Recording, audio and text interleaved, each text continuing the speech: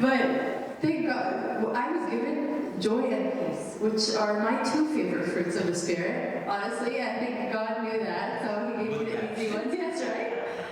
Peace and joy, that's right. So, I love so much the fruit of the Spirit and studying the fruit of the Spirit because it's a super practical, easy, applicable thing you can do in your life. I remember actually, now that I have kids, I'm like trying to put it into their, we homeschool by God's grace, so I put it into their curriculum. Sometimes we do years of the fruit of the Spirit, every month is a different fruit and stuff like that. But I remember when I was younger, I think it was like late high school, early university, where I took on that challenge, and I decided that each month I'm going to try to focus on one fruit of the Spirit. And I was like coasting through love and joy and peace, but right when patience came, I remember that month, for some reason I still vividly remember events of that month until now, like decades later.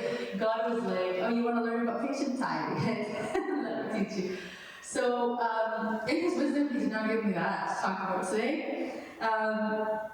We're talking about the easy ones. So let's go back to Galatians 22 to 23, just look at the backbone of where we got this idea of fruit of the Spirit. It says, but the fruit of the Spirit is love, joy, peace, long-suffering, kindness, goodness, faithfulness, gentleness, and self-control. Against such there is no law. I love the idea that it's a fruit, that they're fruits. So cool. And I probably mentioned this before. We used to live down the street. We were at Mavis and Eglinton for 10 years of our life when me and Nina first got married for 10 years. And then 4 years ago, we moved to a little farm in Erin, and I took up gardening. So this talk, brace yourself, you guys. God gave me to teach you guys about fruits. Here I am telling you about gardening. The whole talk is going to be about gardening, God willing. But so I love this idea because I think there's so much profound insight in understanding the fruit of the Spirit as actual fruit.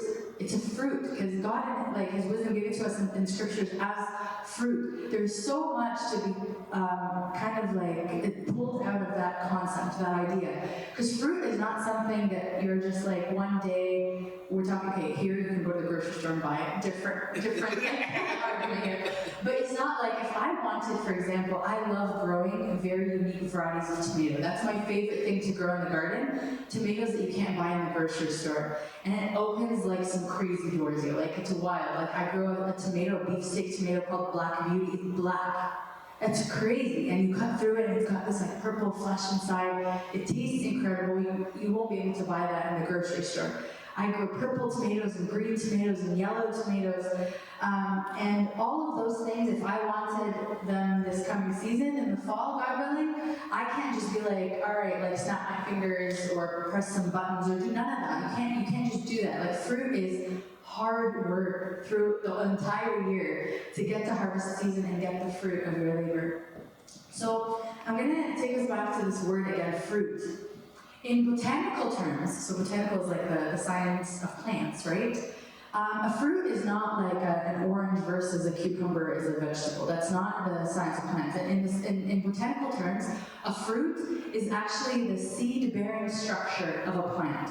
So a cucumber is a seed-bearing structure. There's when you bite through a cucumber, there's seeds in there, right? So that's actually the fruit of that plant. Now the debate of whether that's a fruit or vegetable is a different story, but tomatoes are fruit, cucumbers are fruit. Tomatoes are vegetables. No, fruit. Vegetables. Yeah, there's seeds inside.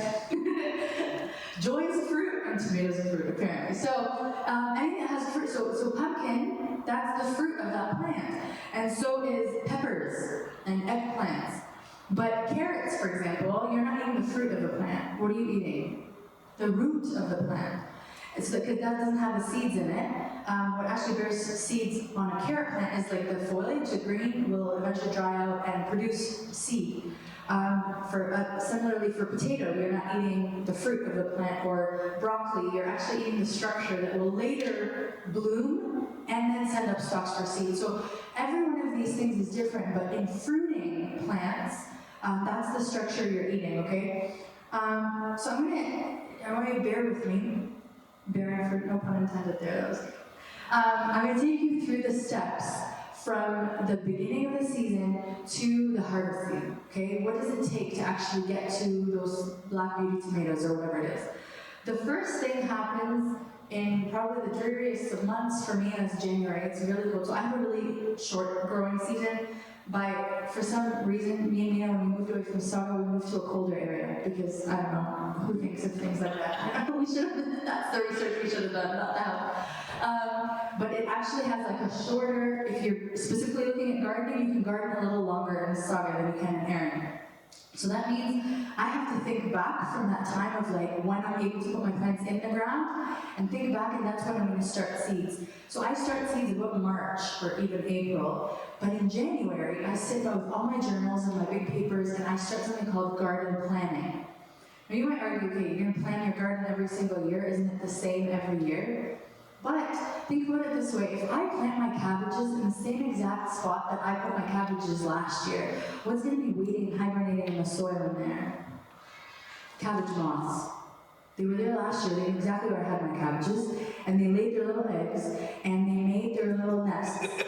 And they sat in the soil under my cabbage patch, and this year they're going to be waiting there. But I'm not getting fooled. I'm going to put tomatoes there, and then be like, well, where's the cabbages? And they're hopefully just going to leave me alone, right? They'll find the cabbages, but at least I'm giving them a little bit of like a hurdle, right?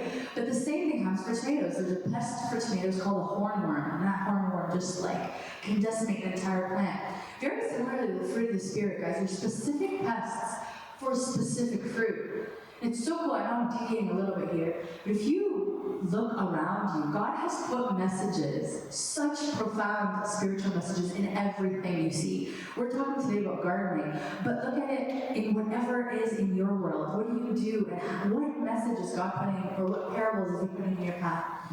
So we start with garden planning. I just told you about crop rotation. We rotate the crop. There's also like climbing structures. If I'm going to put a cucumber, I better be putting a climbing structure there because a cucumber is a climbing plant.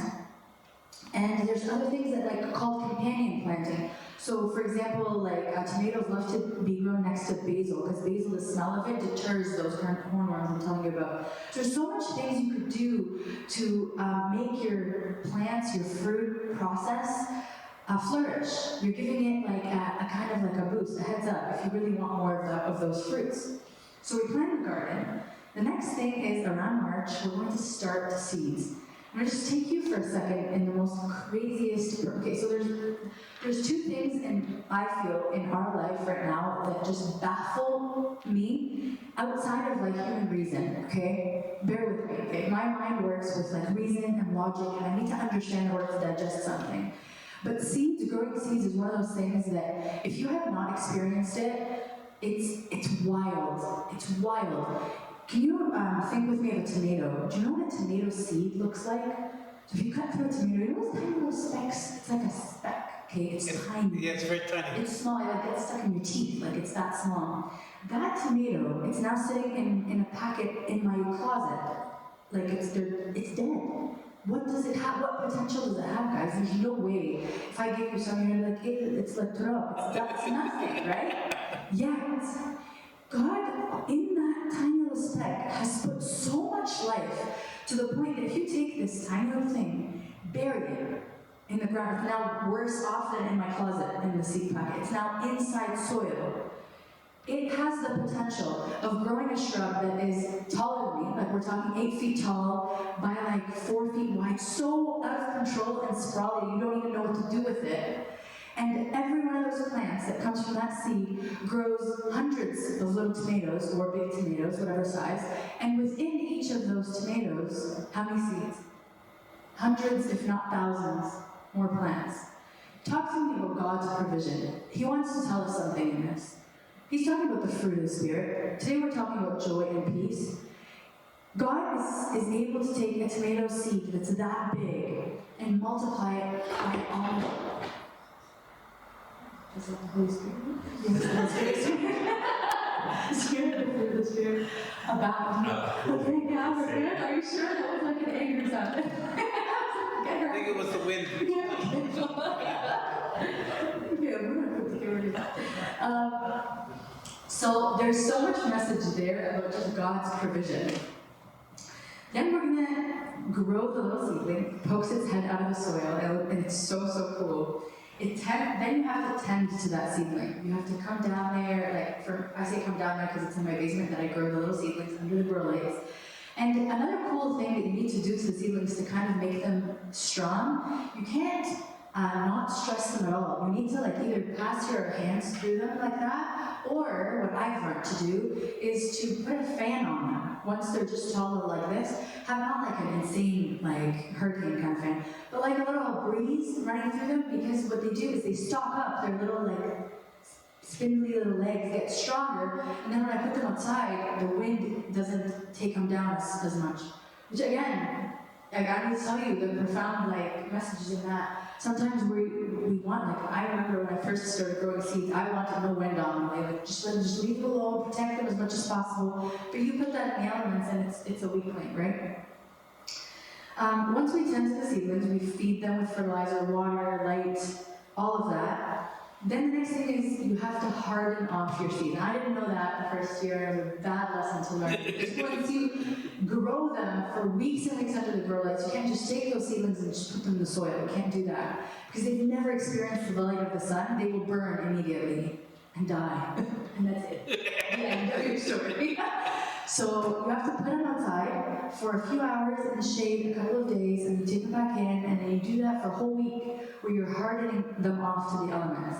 This is all to tell you about your fruit of the Spirit. I hope you're following. This is not like you're going to take, Lord, where's my joy? Why am I not abundant in joy and peace so easily? It's a trek, right? Then we're going to, as we harden off the seeds, we're going to be in the garden, preparing the soil, taking off all of the weeds, fending off any insects or disease. And then as we put those in there in the ground, through the whole season of the summer, we're watering, we're pruning, fertilizing, supporting. And finally, we get to harvest season. Is harvest season in the spring? No. Is it in the summer? I think no. It's not. Well, our sun that grow in the summer, right? It's fall. Actually, fall is harvest season, because that's when the growing season is all done. They've done their growing, and you get harvest. But harvest, you think, is plenty, but this is the easy peasy time. Summer's the easy peasy time. Harvest season, then sometimes God in His abundance gives you so much that now you're eating tomatoes more than you want to eat tomatoes. You're just okay, Lord, enough. It brings you so much, especially zucchini. Zucchini will get creative, guys. Zucchini bread, whatever. So there's so much harvest. Then God tells you what creative ways can you do to preserve this through the winter when the season is too hard to produce these kinds of fruits. There's so much insight into growing fruit. So we talked about the mind-blowing capacity of a seed. We talked about God's provision, and God also has this cool thing where, if you're going through the process of growing fruit, just your hands touching the soil actually releases endorphins like exercise does for you. It's so cool. I know from fall until January or February when I start planting, the earliest thing I do is onion seeds.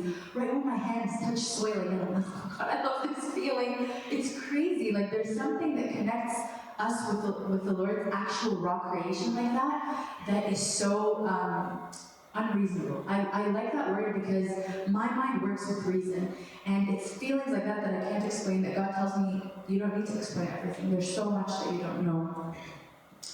So the fruit at the end of this long trek is the sweet trophy of your labor. It provides enjoyment, it's hopefully tasty. It provides nourishment. It provides plenty. It gives you resources, and it gives you motivation to do this again next year, because that was really hard, right? It motivates you to do it again. God provides such plenty sometimes that you almost have no choice but to share. There are certain plants, for example, apples. So when we moved onto this farm, there was several apple trees. We're talking maybe 7 or 8 apple trees.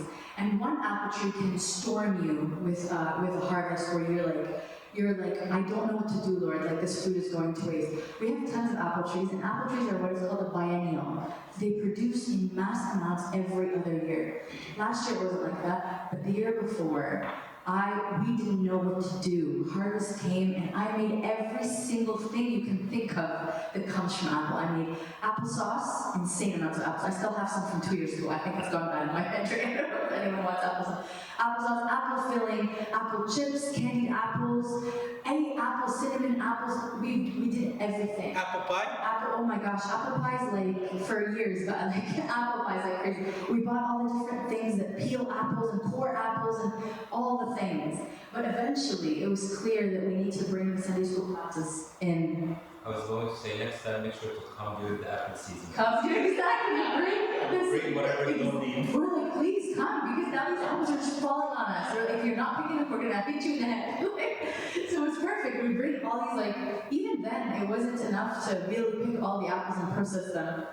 So it's similar again with the fruit of the Spirit. The fruit of the Spirit, when we have such an abundant harvest of joy and peace, God makes it almost inevitable for us to have to share our harvest. We all know people who are so abundant in joy that you stand there and all of a sudden the joy's falling on you. Like you're just like, all right, I guess I'll take some.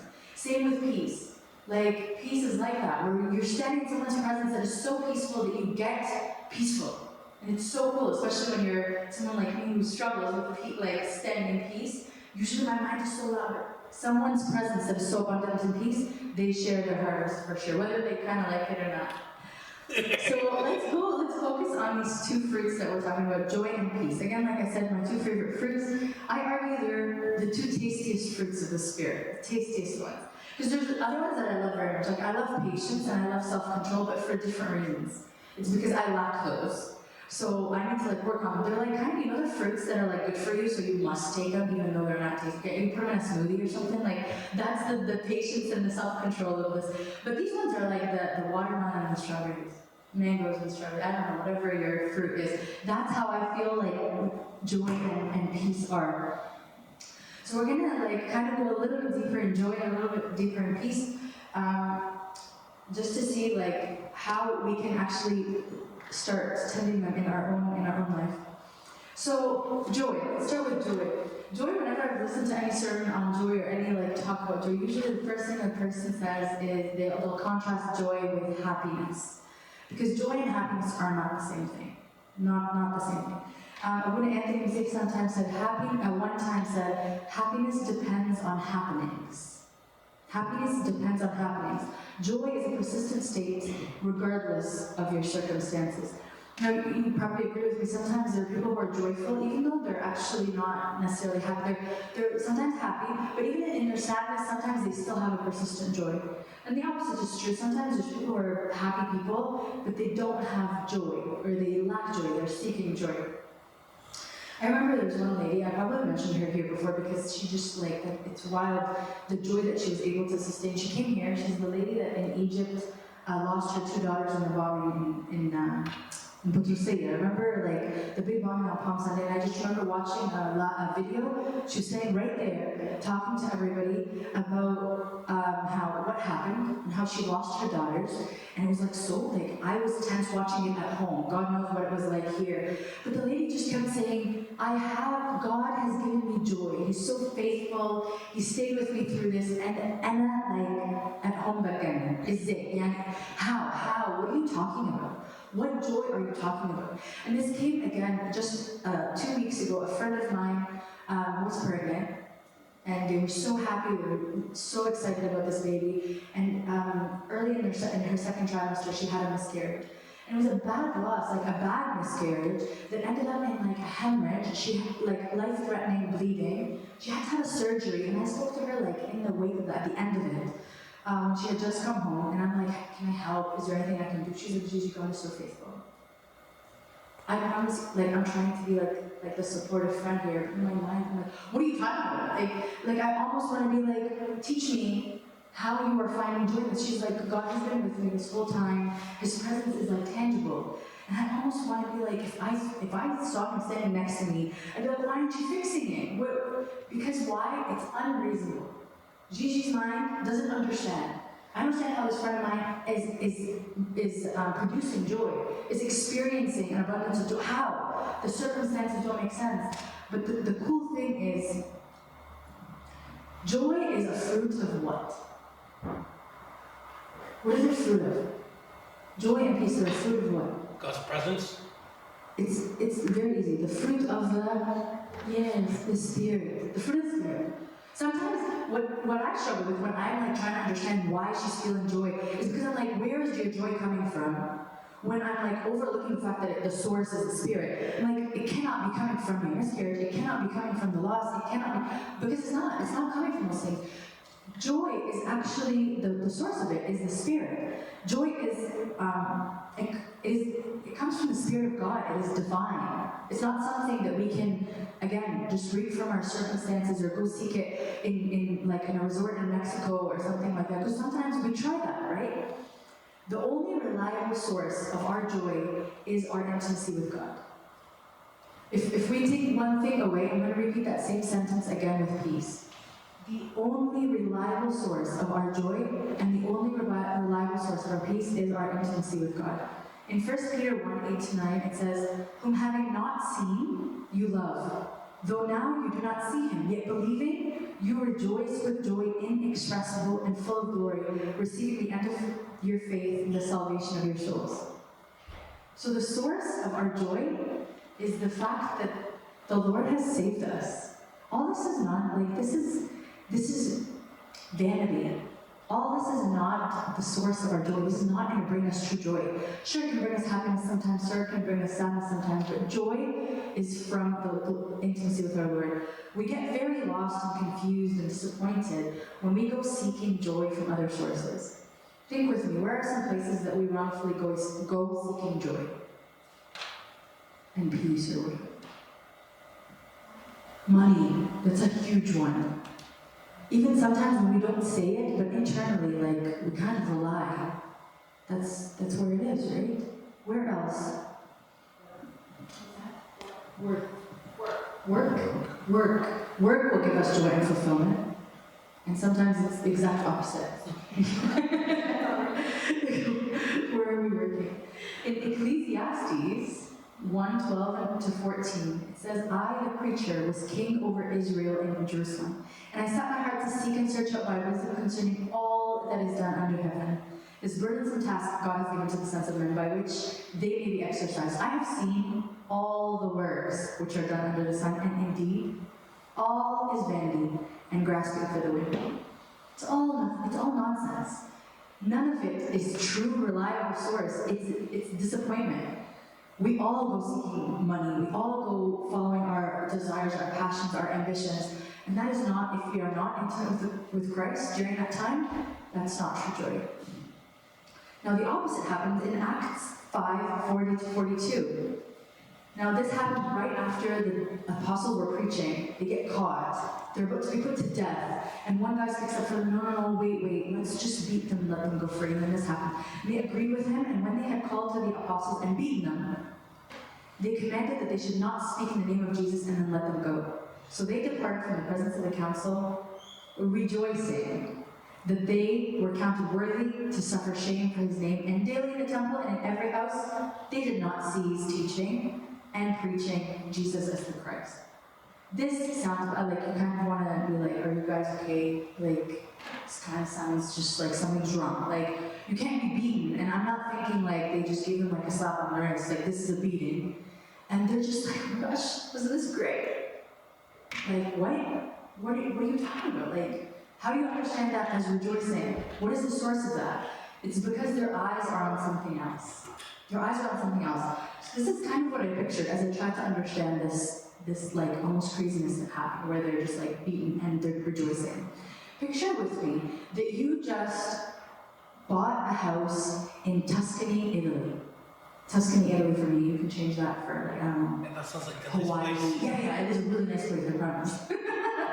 So you can change to whatever place by your dream destination. If you bought a house, close, you're going there, you're moving in 2 weeks, okay? You're moving in 2 weeks. Then somebody comes to your house here as you're getting ready to go, and you're really bad news. You're so sad, but your neighbors across the street are building a really tall phone tower. It's gonna really be ugly. It's gonna change, probably drop the value of your house. We're so sorry. Are you miserable? And you're like, nope. Could not care less about this tower. And you're like, what? literally across the street, like it's blocking your view. In your mind, could you care less? خالص يعني like, okay, خليهم, they can do whatever they want, no problem. They come back, they're like, yo, this whole entire area, something has happened, you're gonna lose power next week. No problem, lose power. What if somebody comes and says, yo, like, bad news, bang, something happened, you're losing your car. It's big, yo, it's your car. Again, you're like, I don't care. I'm not staying here. You can take my car, you can take all of it. These people think you're crazy because they are from here, and cars are important, and so are like home values and views and all that really, really important stuff. But you're like, I'm not staying here. I'm going to Tuscany. I'm going to Hawaii. I'm not from here anymore. Peace out. Like, you can do whatever you want. Take away the power. It's very similar in our spiritual life. Guys, if we are able to live like that, no tower, no taking your car, none of it will shake us. That's the joy. They can beat them all they want. They're like, okay, it's okay. I'm not from here anyway. Joy raises you up above the circumstance of the world. Again, when Anthony said this story once, he's like, when we were going, like, he was going to Africa, he's in an airplane, and there's another servant sitting beside him. He's like, the airplane takes off and starts going above all the high rises of Washington, where they're from. So he's like, starts off where the buildings are really high, and then you start going up.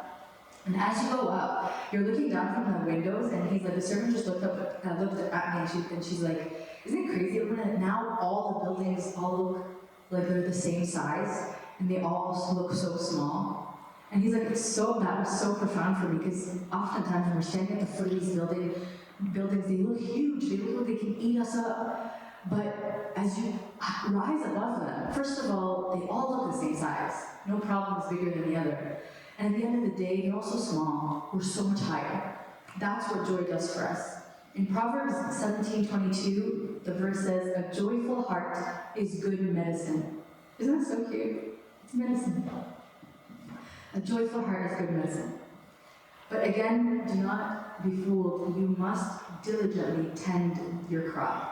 You can't again leave it, because it will be overrun with weeds, and your harvest is going to be highly affected.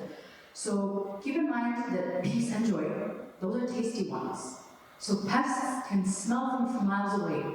Okay, I'm reminded by my strawberries. I have a strawberry patch that I put in the ground, and every single year I do not taste these strawberries. Because, like our chickens, we have chickens, if ever they are able to get into the garden, they like zoom right for the strawberries. Like the strawberry patch is like hidden, like it's covered, but they can smell it, and they know where the berries are, so they'll go right in there, and we have not tasted strawberries that come from that patch. My kids have sometimes when they like pick up, like, when the strawberries are just about to blush, they're not even red, like we haven't tasted the good ones yet.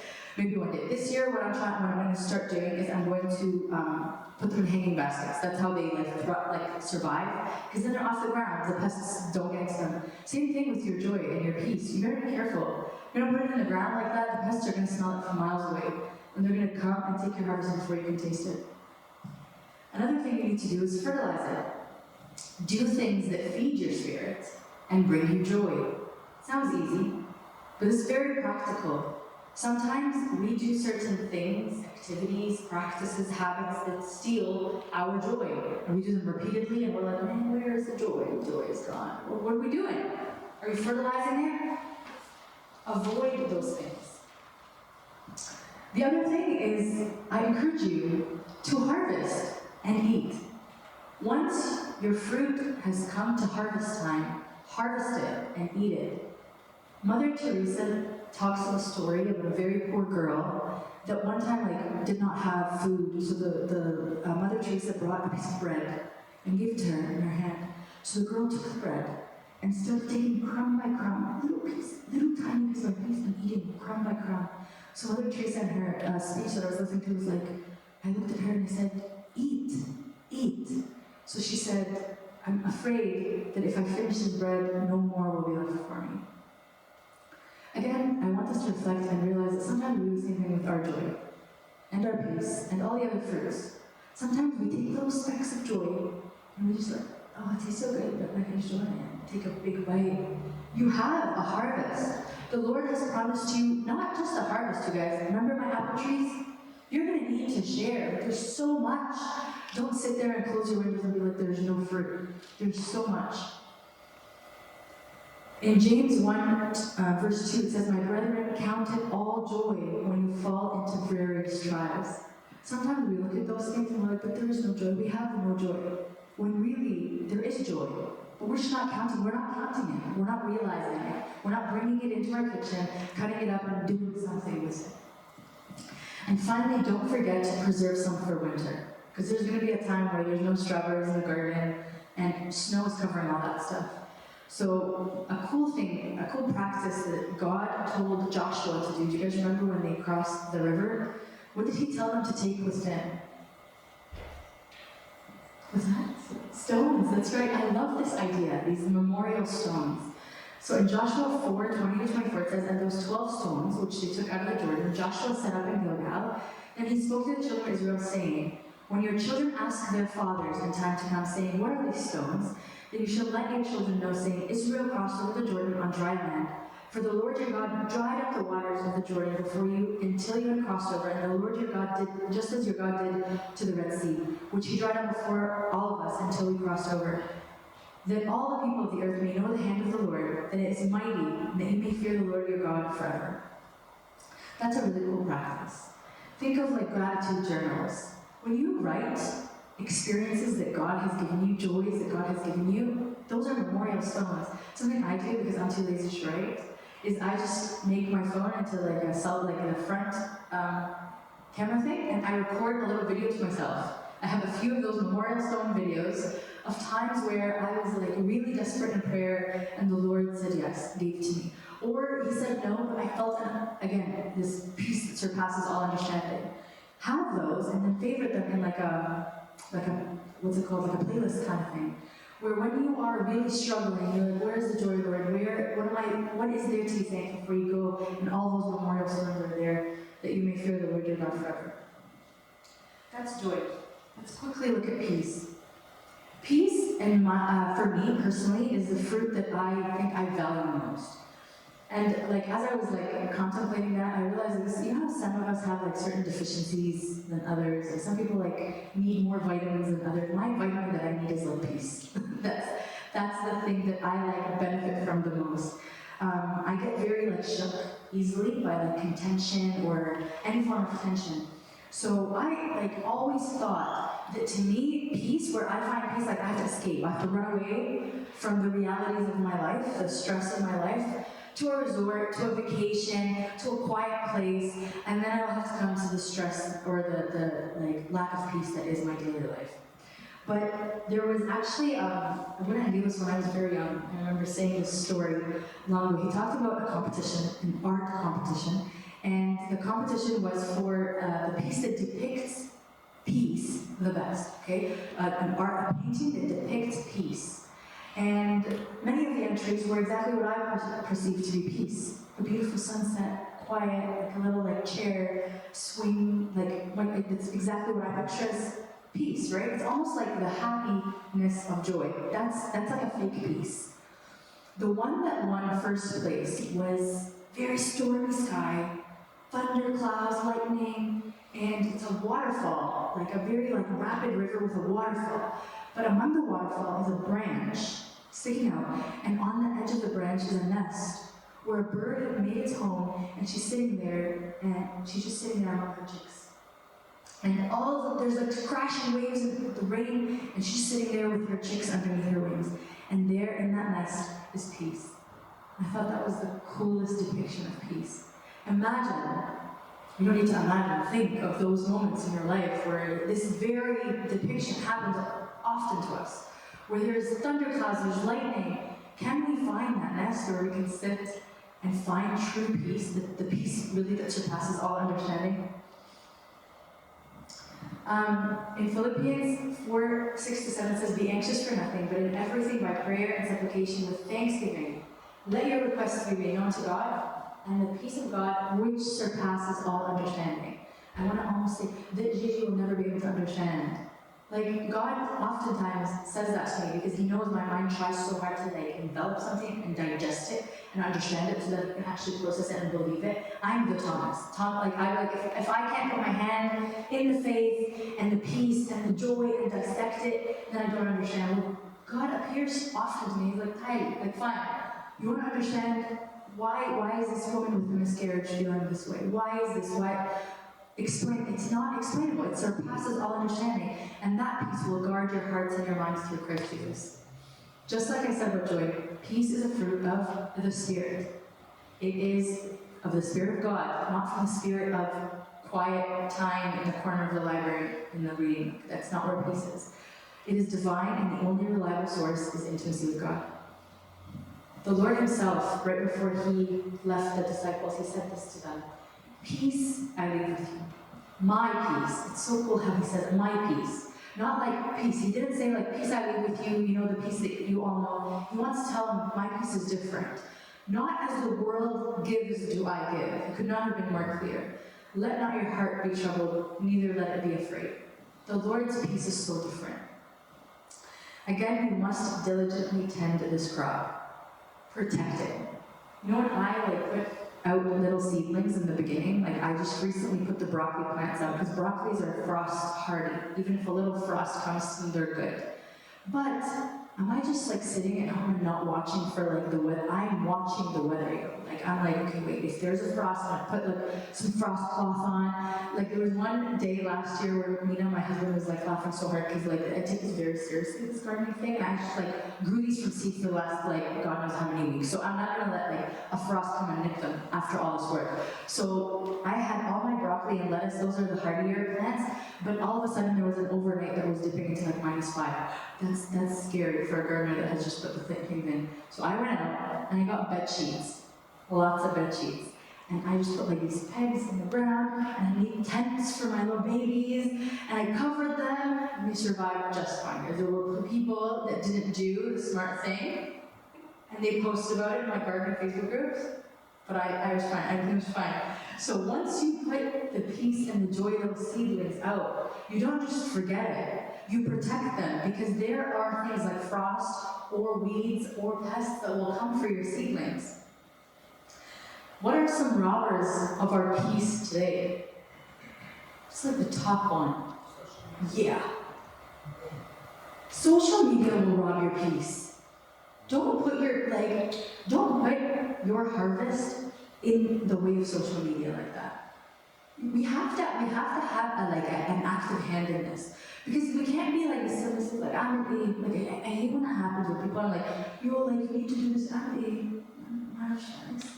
well, social media, and once you start, I don't know why I get an Arabic accent once I fall into the trap of social media. It's just the thing that you say. Social media will rob your peace, so protect it. Abuna Joseph from Ottawa was just recently giving us we were at a homeschool retreat, and he was talking about this very thing, protecting your peace. And he said, God did not create us, our mind, to fathom and understand and process problems that are happening here, and problems that are happening in Africa, and problems that are happening in Europe, and issues that are happening all over the world. And I'm reading the news about a mom in Australia that lost her kid. This is not peaceful at all. God made me in my little area, and He said, tend this little flock, or this family, or this area, or this service. It's not it's not wise for us to put our peace at stake like that by consuming so much of the social media and so much of the world's news. Fertilize your peace. Did you guys know today is the Feast of St. Mark? And yesterday, when Samuel was giving the sermon in St. Mark's Church at the Vespers of the feast, and he talked about something super cool that rang with me about fertilizing our peace. He talked about the upper room. Did you know that, I don't know why, I knew that St. Mark's house is where the upper room was, but it didn't click that it was this St. Mark. I don't know, maybe I knew, and then when he said it, it just cemented it. St. Mark's house is the place where the Lord had the Last Supper. That's St. Mark's house right there. We're looking at a picture of St. Mark's house. Crazy. He said, Abuna Samuel said, where is the upper room in your house? Where's the upper room in your heart? Where's your prayer place that God can come and have a place of rest? A place of, this upper room was a place of like constant, like Jesus went there several times, the disciples went there several times. St. Mark's house was a place of where the upper room was a place of prayer and fertilization, like fertilizing. It's a place of growth and development and actual like tending to that very special fruit. And again, harvest and eat. Don't let it just sit there. In Acts 12:7, I love this verse about St. Peter. I relate to St. Peter a lot. I'm a very impulsive person like St. Peter. So especially coming out of like Passion Week, I love his character. Everything he says, I'm like, I hear you, I'm with you, I would have done that. Like everything, except the saintliness. That I missed out on. But in Acts 12:7, this is when he's been imprisoned, okay? And he has harvested and is eating peace. He's chilling in the prison. He's supposed to be on death row, okay? The next day, he's gonna die. And he's passed out asleep, like snoring. Like the angel comes, and he's just like he had to get him up. This is what it says. Now behold, an angel of the Lord stood by him, and a light shone in the prison. Okay, this is me. I'm also this really big sleeper. You can turn on all the light you want, I'm still asleep. So the light came on in the prison, and Peter's still snoring. And he struck Peter on the side and raised him up. He said, Moketum, like he's like, seriously, and Peter's like, just like 5 more minutes, saying, arise quickly, and his chains fell off his hands. This man is reaping the fruit of peace. Like he isn't just sleeping it on the counter. Because sometimes the Lord says, okay, you have peace. My peace I leave with you. No, I'm so stressed, and I'm so anxious, and what if this happens? This is like the opposite. They're like, everything bad will happen. He's like, okay, no problem. I'm just gonna go to sleep now, because like God had me. It doesn't matter. I'm going to Tuscany anyway. And lastly, share your abundance. Again, be one of those people that your harvest is so plentiful that it overpours on everybody else. I feel like my husband, Nina, is that person. He's like so peaceful. His presence, sometimes I'm like tense, and he's just so cool as a cucumber that I'm like, okay, I guess we're chill. I don't know. I guess we're not stressing out about this. It's like contagious. Sometimes like from the kids, like somebody falls or something, I'm like, oh my gosh. He said, it's okay, I think. And he's so cool, and I'm like freaking out. I'm like, clearly nothing bad is happening given that he's so calm. His peace is contagious. Same thing, how awesome would it be if we were sources of peace for others? I'm going to conclude by reminding you guys to watch out, never rest fending off weeds and pests. The same is true for gardening, and the same is true for the fruit of the Spirit. Weeds are always the first and more aggressive plants. Weeds are so annoying, you guys, in actual, for real when we're gardening. It's so annoying, because, you work so hard on, prepping the soil, and they're like, yes, this is the best soil ever, and they'll come, and they'll take over the place that my cucumbers are supposed to be, or your eggplants, and they'll take over, springtime, right when the grass is waking up, that's when the weeds are all like, yes, I'm gonna take over everything. And before I can even prep the soil, my garden beds are covered in weeds. I went 2 weeks ago to a garden center near where I am, and I was like, listen, I spoke to the guy there. This year I'm trying a new thing where I'm literally just covering the entire garden bed in black fabric so that it suppresses everything until I'm ready to plant and taking it off. But this is also killing good things in the soil, so it's just it's a risk I'm taking. But I went to the guy and I'm like, listen, what's the secret on weeds? What do I do? Is there some kind of treatment? What do I do? He's like, this was his line. I thought it was very profound spiritually. He said, there are things you can do to suppress them. There are things you can do to slow them down, but you will never really be rid of them. I went to Nina, isn't that crazy he said that? And Nina's just it's very spiritually profound. I'm come on, artist. If you lazily sit back and neglect tending to your fruit, they will become overrun by weeds that will compete for the resources in the soil. They will compete. And we know what happened in the parable of the sower, right? Thorns will take over and it'll choke the other plants. So think again, what are the weeds in my life? Are there toxic relationships? It doesn't necessarily have to be a dating relationship. Sometimes it's just a friend relationship. Sometimes it's a group of friends. Every time we get together, we're gossiping. That's just the dynamic of the relationship. What about endless scrolling time? What about bad habits? Bad habits. And as I mentioned before, pests and diseases tend to be very crop specific. So watch what pests are coming for your peace and what pests are coming for your joy. On tomato plants, for example, there's something called hornworms. Hornworms are like a worm that's like real tiny, but it can grow and be thicker than your finger. Like I'm not exaggerating, like thick and green, bright green. And it can decimate an entire plant within like an evening. And cabbage moths on cabbage plants, cucumber beetles on cucumbers and squashes. What you need to do is research those pests. Turns out hornworms are most active overnight. And get this, they glow under black light. So what I searched this and realized that. So me and the children came out with our little black light and found the little suckers eating on our plants and took them all off. And it saved all of our tomatoes. What are we willing to do for our joy and peace harvest? Can you get out in the middle of the night, even if it's cold, with your little lights and search for the little pests trying to eat your harvest? Or will you be like, I'm too lazy, and you wake up the next morning and the joy's gone? It's not worth it. In conclusion, I just want to close with one verse that I thought was like the key to all of this. In Romans 15:13, it says, "May the God of hope fill you with all joy and peace in believing, so that by the power of the Holy Spirit you may abound in hope."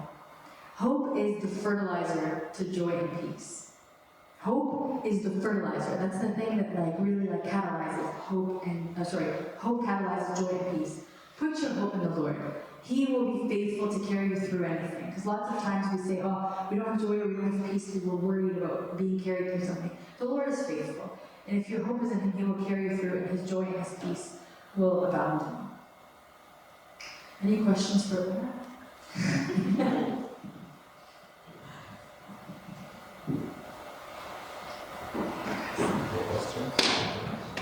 Not today. Maybe another day. Since you have no questions, for Gigi, for me, I have several questions for you. And I see Annie's back here, right, with the chocolate. Does this have chocolate? All right. So on Parasite, I'm gonna use this. So the first, lovely chocolate. So whoever answers gets to be the first to pick from the fruits. I mean the chocolate that is in here. And actually, by the way, I think we need to make a trip to Gigi's farm, right? I remember one time they invited me, and I went and they showed me, طبعا ما كانش فيه لسه كل الحاجات and everything that she talked about, but one thing I remember vividly, the chicken. And they tell Abuna, let me show you something and let's do something. And I went and I picked the eggs. You remember? They had me, Abuna, put your hand here and pick the eggs and let's collect the eggs together. This is the harvest of the day. Yeah. So I picked them and say, Abuna, this is yours. I was so happy. I almost didn't want to eat them. But I know they would go bad, so I decided to eat them. Of course, they were fresh, organic, so the best eggs you've ever tasted. So thank you for sharing this wonderful, inspirational talk about the fruits of the Spirit. So I have a few questions for you. Are you ready? Yes. But it needs you to answer so quickly. If you answer quick, you get the answer. You answer quick, then Michelle's gonna get you to pick something from the back. Candy, chocolate. Okay. Easy question or difficult question first? Easy first. Easy first? Medium. Easy first. Let's go easy. So, I am thinking of, actually I asked GPT to help me, chat GPT with this, so, while Gigi's talking.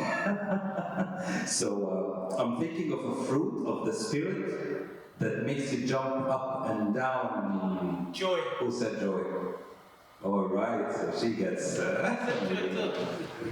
What's your name? What's your name again? Marina. So Marina! you say your name and then you say the fruit. Okay. All right. Makes you jump up and down. So happy. I said it's easy one. A little bit more difficult. A little bit more difficult. This is not a little. This is very difficult. Okay. But the fruit of the Spirit is love, joy, peace, Patience. Continue the rest. Patience, kindness, gentleness, self-control, and faithfulness, and long-suffering. You got a lot of things out. But we give you a job. We give you. What's your name? What's your name? It's me. I need you to say Joe. Joe. So anyone who can finish it, well, they didn't say them in order. I need to say them in order without cheating. The fruits of the Spirit. But the fruit of the Spirit is love, joy, peace, Patience, kindness, goodness, faithfulness. You gotta sing the song. Raise your hand. Raise your hand if you wanna give it a try. Okay, Gigi. Sorry, This is biased. no. We have, of course, we have to give you a chance. Yeah. I just know the little Sunday school kids song. Okay. Love, joy, peace, patience, kindness, goodness, faith, gentleness. Faithfulness. Wait. Love, joy, patience, kindness, goodness, faith, gentle, and self-control. Oh. Yes. Kindness, goodness, faith. Yes, you're right. So, Self-control. patience, love, joy, peace, patience, kindness, goodness, faithfulness, gentleness, and self-control. Faithfulness. Oh, I'm Yes, sorry. faithfulness is yes. Forgive me. All right. Oh, long-suffering beyond there. Medium question. Which of the following is not part or a list listed as the fruit of the Spirit? Okay, pay attention. A, kindness. B, humility. C, self-control. D, peace. Humility. B, what's your name? No, you have to say your name. Ray. Okay, so Ray, you got it right. So what is not? Humility. Humility. So it's a good virtue, but it's not one of the fruits listed there. All right. God wants us to be humble, but All right. Medium. Simple medium. Sarah. Anyone named Sarah here? There Anyone is. named Sarah? Sarah? Anyone named Sarah here? No Sarah. Okay. Sarah forgave her friend who deeply hurt her and did not bring it up again. Which fruit of the Spirit did she show? kindness.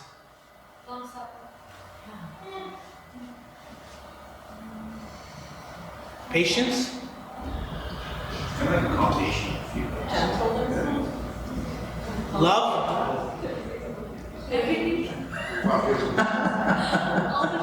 You started with kindness. Is this? No, it fits into few, but what's the predominant one? Kindness. Not kindness. Patience. Who said love? Love. Micheline takes one. Someone said yes. Someone said love, but it was in the middle of lots of answers. Last one. Your chance to get to pick first. Okay? It's a riddle. Who am I? Who am I? I don't shout, I don't shove, I stay calm when push comes to shove. I help you hold your tongue in strife and guide your temper through your life. What fruit am I? Self-control. Yes. What's your name? Christine. Self-control. All right. Not too many people into it. Good job. You sure you don't have any further questions? Should I continue asking questions? I don't have any more. I could ask GPT to add 5 more questions.